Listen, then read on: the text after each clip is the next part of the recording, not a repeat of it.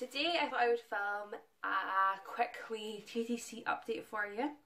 If you haven't seen my first video on this, then basically me and my husband have a son already who is 2, and we've been trying for our second baby for over a year and a half now, and we obviously haven't been successful. So at the moment we are currently seeking fertility help.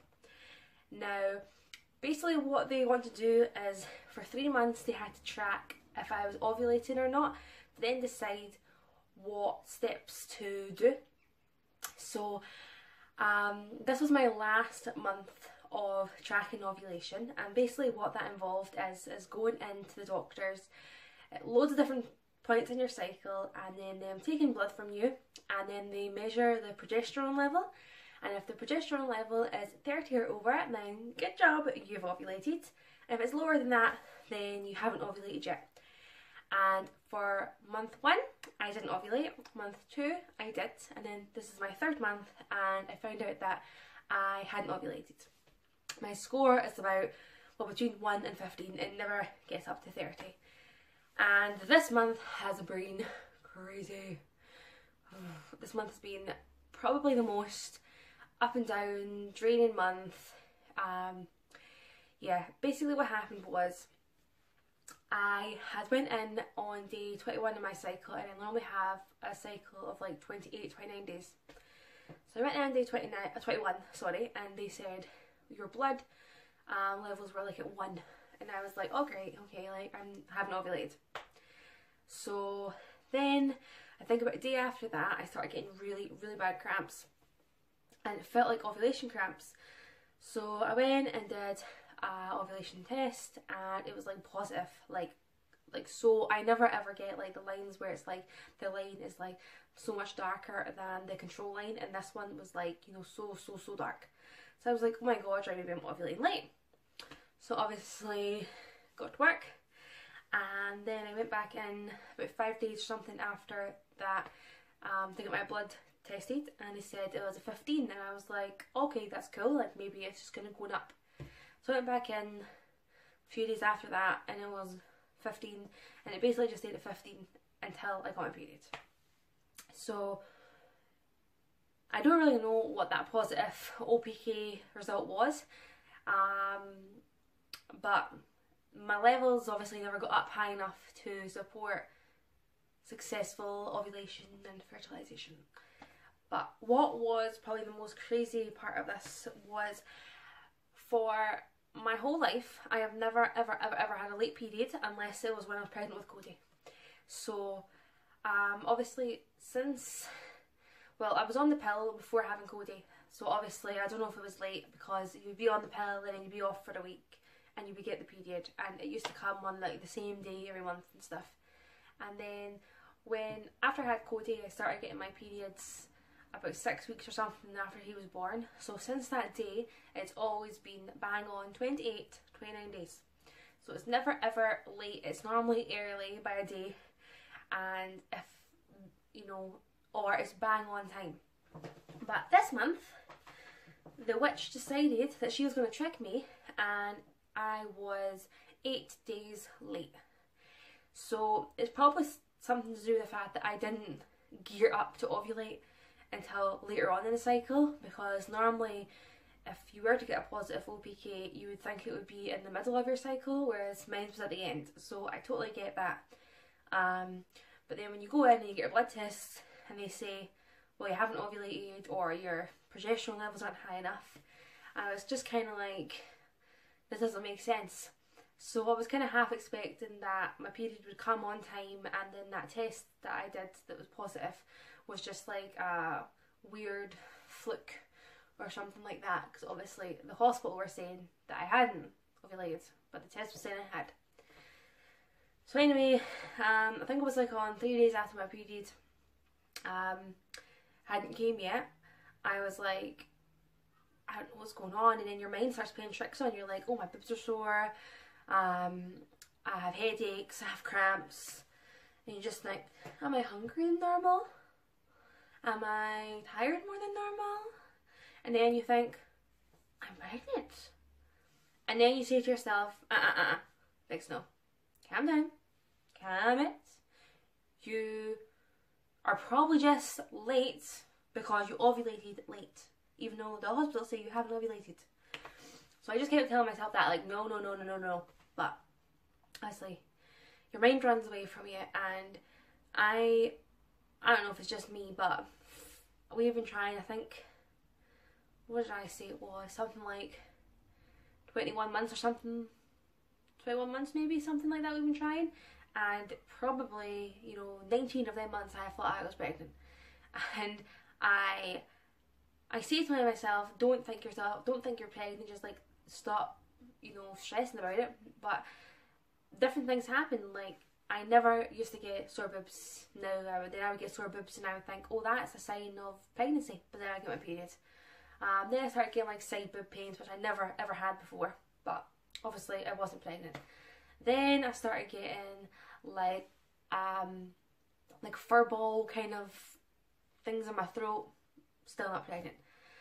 Then I also had like the metallic taste in my mouth, which I had with Cody. So I was like, oh my god, right, this is it, like I am pregnant, but obviously I wasn't. So I just feel like every single month my body just decides, let's just chuck another pregnancy symptom at Bex, and then just let's see how she fools herself into thinking that she's pregnant. So this is what happened this month. So basically for the 8 days, even though I knew, right, you can't be pregnant because the bloods are saying that you're not pregnant, because if you were pregnant, the score on your progesterone levels would be much higher. But you want it so badly that you almost just like convince yourself that you are, and then you think, if I almost think like I'm not pregnant, then is that going to oh well, it's fine, she didn't think she was pregnant anyway, so she just not have the baby. So I don't know. And then you think, should I kid on that I don't think I'm pregnant and then play it aloof, and then maybe I will be. I honestly don't know. But yes, I took a pregnancy test on day 3 of being late, and it was negative. And you look at it and look at it and look at it, and you're like, there's a line, and there's not a line. But for me, I can always see a line. And then I showed my husband it, and he was like, it's like completely white, it's not a line. But every time I take a pregnancy test, it's like, again, your mind's playing tricks on you, because it's like you can almost see the line. It's like you're, before it's even went there, it's like you're visualising, right, I'm going to take this out and there's going to be a line, and when you look at the test, it's almost like you can see a line because you have dreamt about it and imagined it for so long. And I know that whenever we do get pregnant, I will literally be like, oh, okay, that was just me imagining it probably. Because it's happened to me every single month for 21 months. So I don't know, I just think I'm crazy or something, but that's what infertility does to you. So yeah, I would say though that I'm trying to be positive, and like I'm joking about it and stuff, and I'm crazy, and it's like that you just have to, if you don't laugh then you just cry, basically. That's kind of where I am now. And I just think I can't mope around all day because I have my son, and I just feel like there's people who don't have any kids, and I can't just be like, oh, feel sorry for myself because I have something that they want.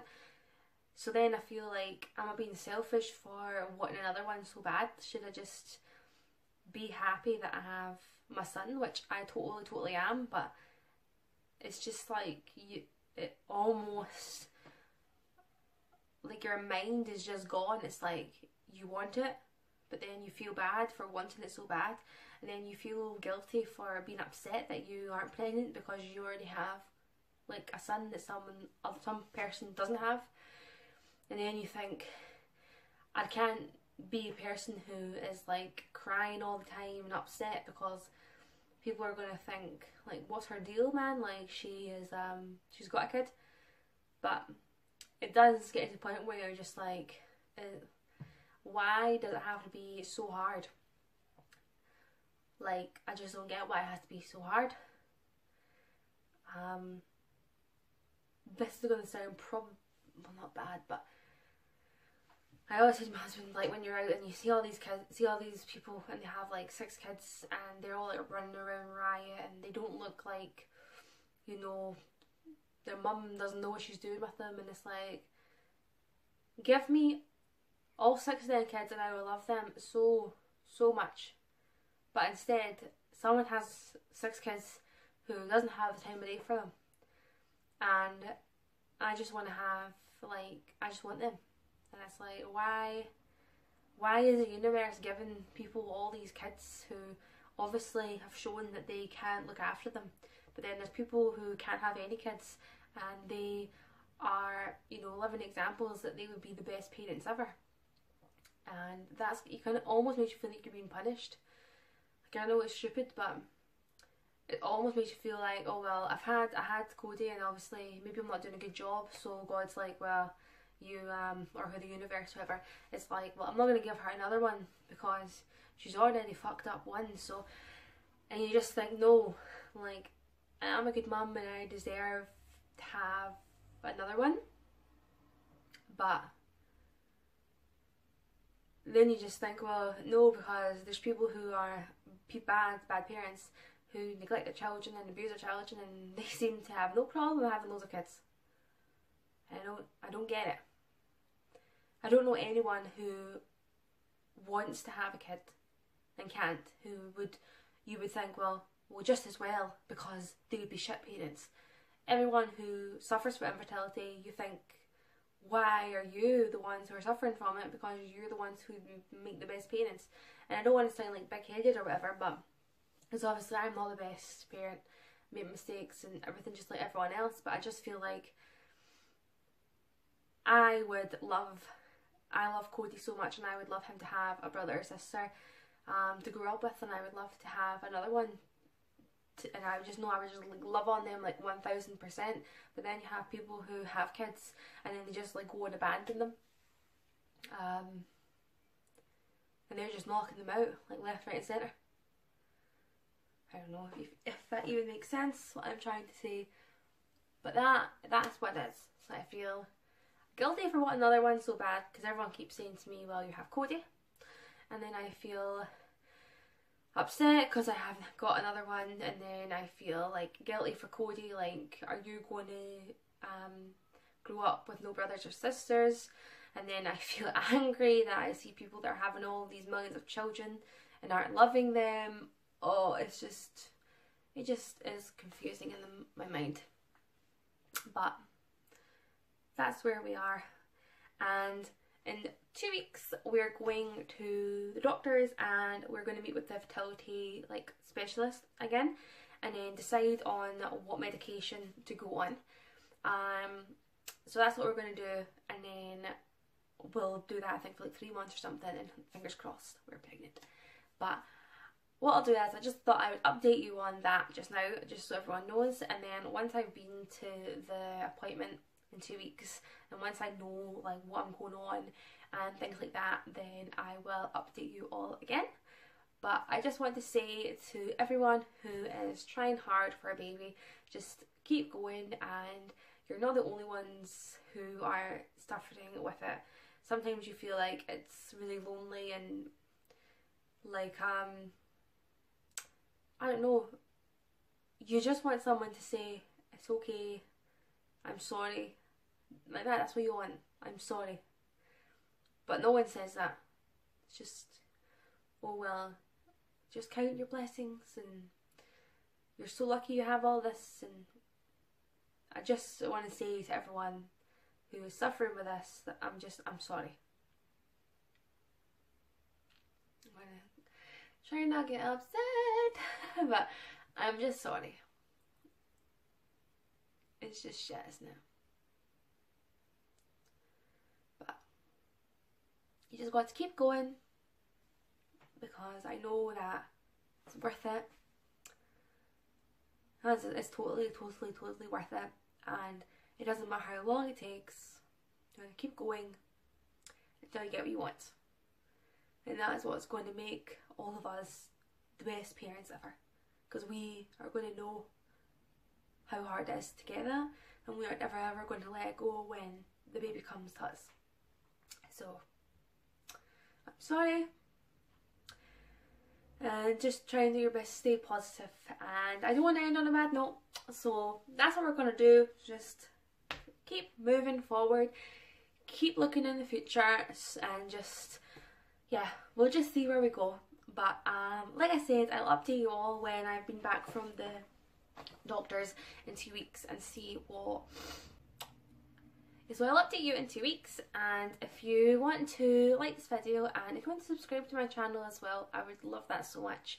And then you can follow along this journey with me, and I will see you next time.